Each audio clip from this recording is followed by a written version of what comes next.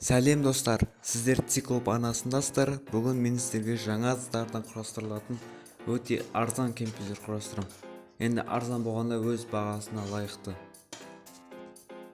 Видеодағы барлық заттар Computer Universe магазинінен алынған, өйткені сол жерде арзан.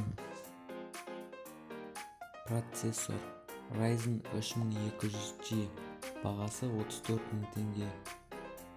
Частотасы 3-6 ГГц, турбобусты 4 ГГц, L3 кеш 4 МБ, 4 ядро, 4 поток, видео ядро бекетегіз.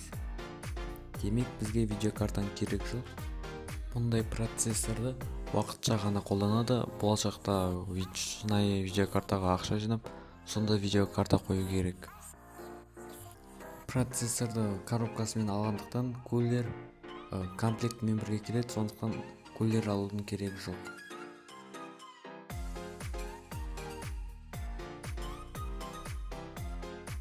Осы Crucial Ballistix Sport LT, бағасы 30 000 теңге, сыйымдылығы 16 ГБ, 8 ГБ-тық екі флешкамен, частотасы 3200 МГц. Ryzen'ның процессорларына частотасы мен сыйымдылығы көп озуы керек, сондықтан осыны алдым. Және бұл озуды өздеріңіздің немерелеріңізге қалдырып кетуге болады. Бұның бір жақсы жері алюминийдан жасалған радиаторы бар. Материнская плата ASRock P450M Pro 4F, бағасы 31 500 теңге. Бұл материнская платаны алған себебім, өйткені біз мониторға бірден материнская платадан қосамыз. Бұл материнская платада мониторға арналған барлық разъемдар бар, және де бұған кез келген 6 ядерный Ryzen'ді қойып разгонять етсек те болады. Мысалы, болашақта шығатын Ryzen 5 4600. Тағы да бір плюс, ол бұл материнский платаға 4 тал оперативка қойсақ болады. Блок питания PeakWide System Power 9 600 Вт, бағасы 22 300 теңге. Біз бұл блок питанияға кез келген видеокарта қоя аламыз. Енді RTX 2080 Ti-ға дейінгі видеокарталар және RTX 2080 Ti-дің өзінде уайымдамай қоя берсек болады. Неге блок питания слишком мықты деген сұрақтарыңыз болса, біз бұл блок питанияға болашақта одан да мықты видеокарталар қоямыз, яғни апгрейд жасау үшін. Кез келген корпус қоя берсеңіздер болады. Мен тапқан корпустың бағасы 2000 теңге. SSD Patriot P200, көлемі 512 ГБ, бағасы 24 000 теңге. Барлығының бағасы 143 800 теңге. Ал енді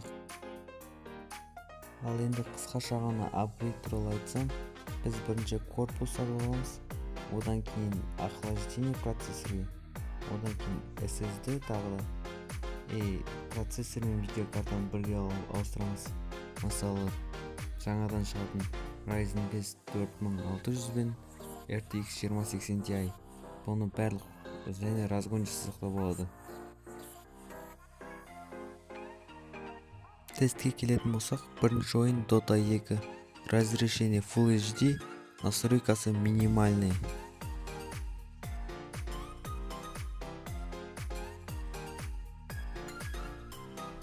War Thunder, настройкасы сол қалпында қала береді.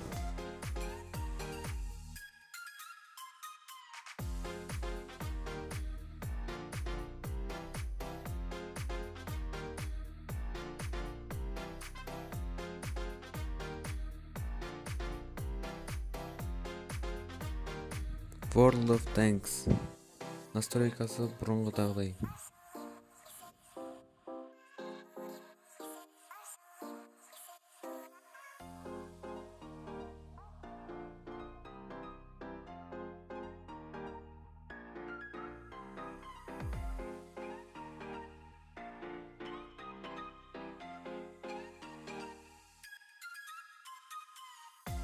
мына ойынның атын ұмытып қалдыңдар.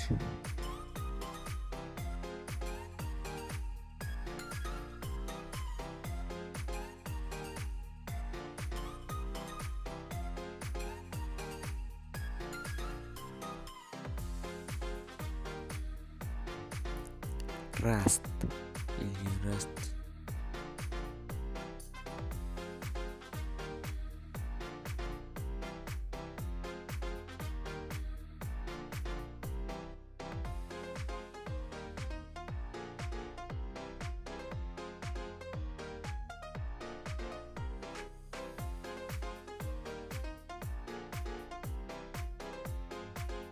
КС говно.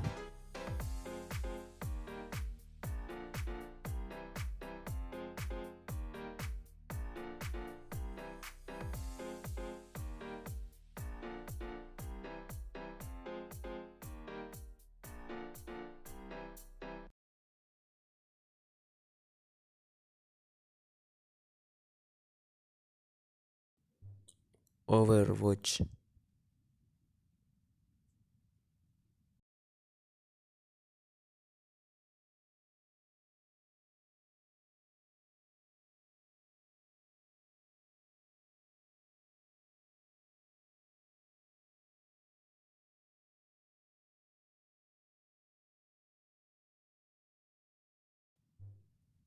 Quake Champions.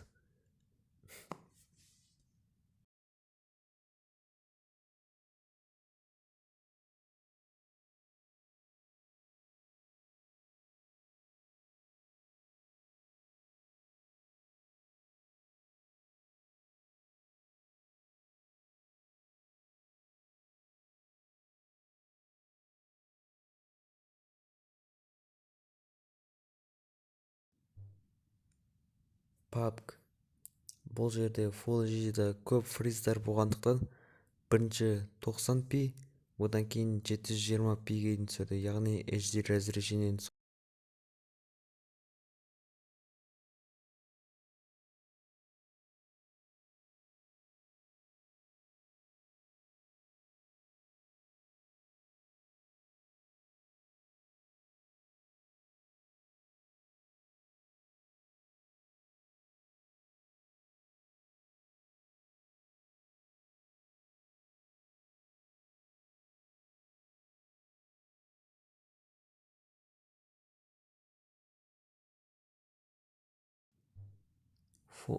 Fortnite.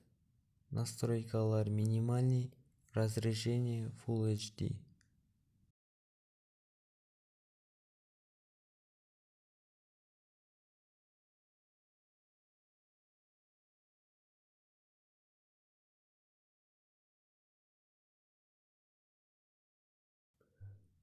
Видеоны көргендеріңізге рахмет. Сау болыңыздар. Каналға ұнаса да ұнамаса да жазылып кетіңіздер.